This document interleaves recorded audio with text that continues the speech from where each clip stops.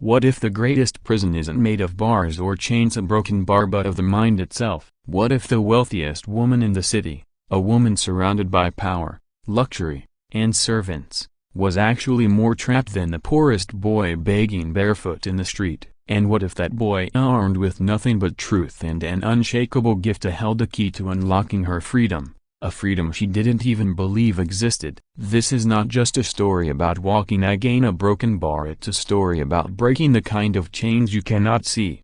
The boy's stomach had been growling for 3 days. Each time he passed the grand white mansion at the corner of Riverside Gardens, his eyes lingered on the silver trays of food carried out by uniformed staff and dumped into the trash. Entire plates, untouched, roast chicken, steaming bowls of pasta, fresh fruits he had never even tasted. Daniel Thompson, 12 years old, barefoot and dressed in clothes 2 sizes too small, watched silently from the shadows across the street. He wasn't just hungry. Hunger he knew how to live with. Hunger was familiar, a shadow that followed him since his mother's death and his father's disappearance. No, this was different. This was anger. Watching food wasted while his grandmother coughed herself to sleep, too weak to eat more than broth. Watching one woman in a wheelchair live like a queen while his own family scraped for rice. That's when he decided, enough watching, enough waiting. 3 days later, Daniel walked up the marble steps of the Whitmore mansion. His heart beat like a drum, but his face was calm. He had practiced the words all night, whispered them into the darkness while his grandmother dozed. When the door opened, he saw her, Victoria Whitmore, a woman dressed in black silk, hair tied back like she was going to war, eyes sharp and cold as steel, and always in that wheelchair, as if it were her throne. "I can cure you," Daniel said without hesitation, "in exchange for your leftovers." For a moment, silence. The air itself seemed to freeze. Then Victoria laughed, a sharp, cruel laugh that echoed down the hall like breaking glass. "You?" Her voice was soft, but it cut through the air like a blade. "You, a little slum rat, think you can cure me?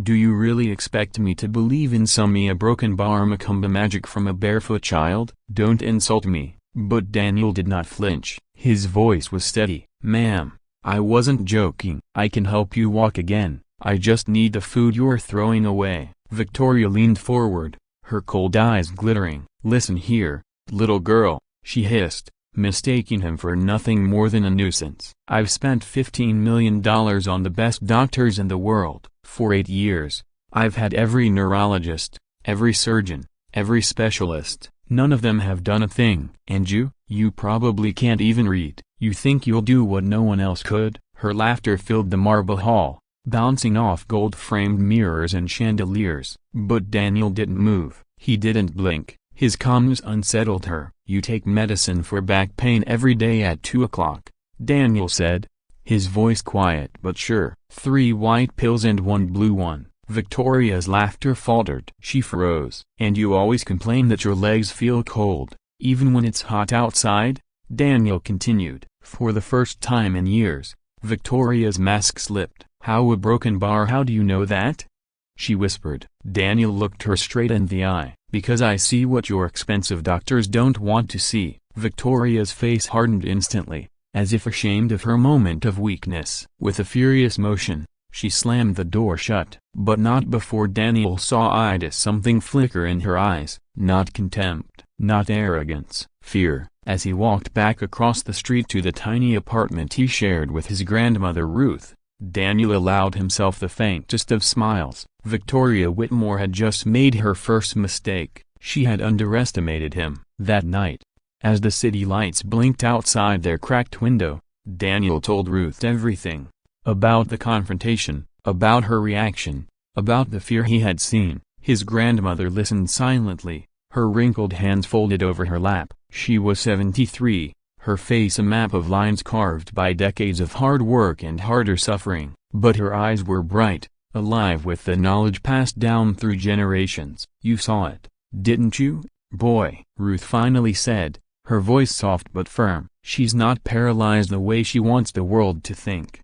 Her legs a broken bar, they move when she forgets to watch herself." Daniel nodded. He had noticed it before, tiny twitches when she shouted at staff, The way her toes curled unconsciously when she was angry. Signs so small no one else paid attention, but he did. He always did. She's trapped in her own mind, Daniel murmured. Her body works, but her mind has built the chains. Exactly. Ruth smiled faintly. It's called pseudo-paralysis. Psychological trauma locked up in the body. Rich doctors don't want to heal the mind, boy. They only treat the body. Easier to write a prescription than to fix a wounded soul. Daniel leaned closer. Grandma broken bar, you've seen it before? 3 times, Ruth replied, her eyes far away. At the hospital. Cases where the body obeyed the prison of the mind. They called it incurable. But I saw the truth. It can be undone, if the person is willing to face what they fear most. Daniel absorbed every word. His grandmother's wisdom wasn't in books. It came from 4 generations of healers, women who had carried knowledge through slavery, segregation, and poverty, knowledge richer than any medical degree money could buy. Across the street, Victoria Whitmore tossed in her king-sized bed, unable to sleep. Daniel's words gnawed at her. How could a boy know about her medications, her symptoms, things she had hidden even from Dr. Hartwell, her private neurologist? By morning, her unease had turned to obsession. She had to know who this boy was. By noon, her assistant delivered a full report. Daniel Thompson, age 12, lives with grandmother Ruth Thompson in Riverside Gardens. Father unknown, mother killed in a car accident when he was 5. Scholarship student, excellent grades, no criminal record. Typical, Victoria muttered, leafing through the file. Another poor child trying to take advantage of pity. But one line stopped her. Ruth Thompson, 73, retired hospital employee, disabled due to diabetes complications. Medical records noted an unexpected recovery over the past 2 years. Doctors baffled. Improvement undocumented, unexplained. Victoria frowned, dismissing it as clerical error. What could an old woman from the slums possibly know? But Daniel knew the truth. His grandmother had been dying 2 years ago. The doctors had given her 6 months. It wasn't their treatments that saved her, it was the knowledge of her ancestors, remedies, rituals, observations passed down like sacred inheritance. And now, Daniel was the heir. That evening, Daniel sat on the porch beside Ruth, the glow of street lamps painting their shadows long across the cracked pavement. "Grandma," he asked softly, "tell me again about the signs. The ones that prove it's not real paralysis." Ruth's eyes softened with pride. "Smart boy. You already saw it, didn't you?"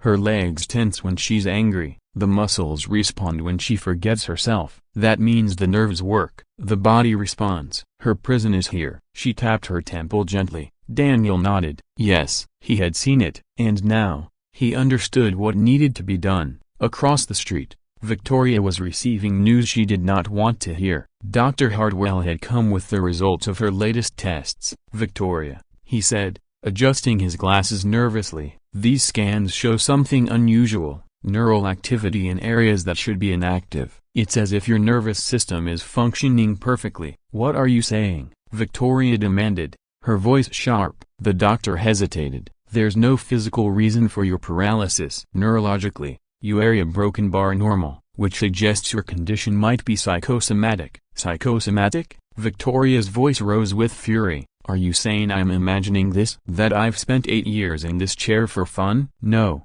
no," the doctor stammered. "Your paralysis is real, but the cause is mental, not physical. With therapy." "Enough," Victoria snapped, dismissing him with a wave of her hand. But deep inside, his words cut, because they echoed exactly what the boy had said. That night, Victoria sat alone in her study, staring across the street at the dim light glowing from the Thompsons' small apartment. Through the curtains, she saw shadows moving, a grandmother and grandson sharing dinner, a family surviving on scraps, but with something she didn't have: knowledge, strength, hope. For the first time in years, Victoria felt something unfamiliar: humility. And she crushed it instantly, replacing it with rage. "No slum child is going to humiliate me," she whispered into the darkness. No one, but Daniel, sitting at the table with his grandmother, smiled quietly. He knew her type: too proud to accept help, too rich to value wisdom, too wounded to trust. But he had learned one thing from Ruth: to heal someone, Sometimes you first had to show them just how sick they really were. Victoria thought she had dismissed him. She had no idea she had already stepped into the cure he had planned for her. 3 days passed since Victoria slammed the door in Daniel's face, but the uneasiness never left her. She tried drowning it with wine at night, tried distracting herself with meetings and phone calls during the day, but always other boy's words crept back. 3 white pills and 1 blue one. He had spoken with the certainty of someone who knew her life better than she did. By the 4th morning, her curiosity won. Find out everything about that boy, she ordered her assistant. His family, his school, his history. I want it on my desk by noon. Victoria was used to information being her weapon. For years, she had bought loyalty, silenced scandals, and buried inconvenient truths under paperwork and signatures. Information gave her control, but the report disturbed her. Daniel wasn't a petty thief or a scam artist as she had hoped. He was a broken bar ordinary, brilliant grades despite poverty, a scholarship that kept him in a school far above his social class, a grandmother respected in her community. The only detail that unsettled her was Ruth's recovery from her supposed incurable diabetes complications. 2 years ago, she had been declared disabled. Now she walked again, doctors baffled. No explanation. Victoria tossed the folder aside. Coincidence, she muttered. Bureaucratic error. But her words rang hollow. Meanwhile, across the street, Daniel prepared his next move. He knew she would investigate him. He wanted her to, because once she looked at his family's history, once she dug into Ruth's recovery, the seed of doubt would grow deeper. "Boy," Ruth said one evening as they sat on the porch sipping tea, "you're playing a dangerous game with that woman." "I know," Daniel replied, "but she's already listening, even if she pretends not to. I just need her to see what she's afraid to admit." Ruth studied him, pride mingling with worry. "Remember what I taught you. Healing isn't about proving you're right, it's about guiding someone to face their truth." Daniel nodded, but in his heart, he knew guiding Victoria Whitmore would be like trying to lead a wounded lioness out of a cage she herself had locked. The following day, Victoria's doubts deepened when Dr. Hartwell returned with new test results. "I don't understand it," he confessed nervously, flipping through the papers. "Every test indicates that your nervous system is intact. Neural activity is normal. There's no damage to the spinal cord, no permanent obstruction. By all accounts, your body should function." Victoria's hands gripped the armrests of her wheelchair. "Then why don't I walk?" The doctor hesitated. "It may be psychosomatic, a manifestation of trauma." "Trauma?" she snapped. "You think I'm faking this? That I enjoy living like this?" "No," he said quickly. "Not faking, real paralysis, but rooted in the mind, not the body. Sometimes the brain shuts down certain functions as a way of protecting itself from unbearably." "Get out," Victoria hissed. The door slammed behind him, but his words lingered. "The mind, not the body." That night, she poured herself a glass of scotch and sat by the window, staring across the street. Through the thin curtains of Daniel's apartment, she saw him sitting at the kitchen table with his grandmother. They were eating rice and beans, laughing softly at some shared joke. The sight stirred something painful inside her. Envy. Here she was, sitting in a mansion with every luxury money could buy, and yet, the laughter in that tiny apartment sounded richer than her entire existence. She clenched her jaw. "That boy isn't going to humiliate me," she whispered. "I won't let him." The next morning, she made her move. "Principal Patterson," she said smoothly on the phone, "this is Victoria Whitmore. I'm calling about one of your scholarship students, Daniel Thompson. He has been trespassing on private property and harassing residents. As a benefactor of your school, I'd strongly suggest you review his behavior before it damages your reputation." By noon, Daniel was called into the principal's office. "You need to stay in your place, Daniel," the principal warned coldly. "Don't provoke the people who pay for your education. One more complaint, and your scholarship is gone." Daniel sat silently, his face calm though his heart raged. He knew exactly who had orchestrated this. Victoria Whitmore was trying to crush him the only way she knew, with power. That evening, he told his grandmother everything. "She's trying to destroy us,